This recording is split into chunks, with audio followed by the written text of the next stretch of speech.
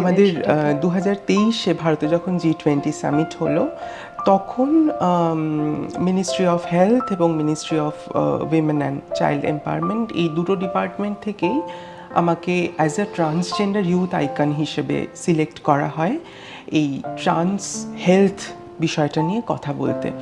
তো সেখানে এতগুলো দেশের রিপ্রেজেন্টেটিভের সামনে এই যে আমাদের দেশ কিভাবে, মানে এটা আমার কাছে এবং মানে আমার মতো মানুষজনের কাছেও একটা বড় পাওয়া যে ভারতবর্ষ মানে ট্রান্স হেলথ বিষয়টিকে ইনক্লুড করেছেন এবং কিভাবে কাজ করছেন সেটা, মানে সেটা একজন দেশের নাগরিক হিসেবে আমি যেমন গর্বিত, তেমনি এটা সেই এই পরিসরগুলোতে ট্রান্স ভয়েসের উঠে আসা পলিসি মেকিংয়ে এই ধরনের ইন্টারন্যাশনাল জায়গায়, মানে এটা তো একটা ন্যারেটিভও শিফট করে আমাদের সমাজে ট্রান্সজেন্ডারদেরকে যেভাবে দেখা হয়।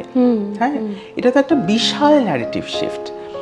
তো সেটাই যে ট্রান্সজেন্ডার মানেই যে তারা শুধু করুণার জায়গায় দাঁড়িয়ে আছেন তা নন, সমান অধিকার পেলে তারাও মানে একই মেধা, বুদ্ধি, এবিলিটি, ক্যাপাসিটি একজন মানুষের যা থাকে, যা পোটেনশিয়াল থাকে, সেইটা সকলের আছে। যে জায়গাটা ল্যাক সেটা হচ্ছে সমানাধিকার।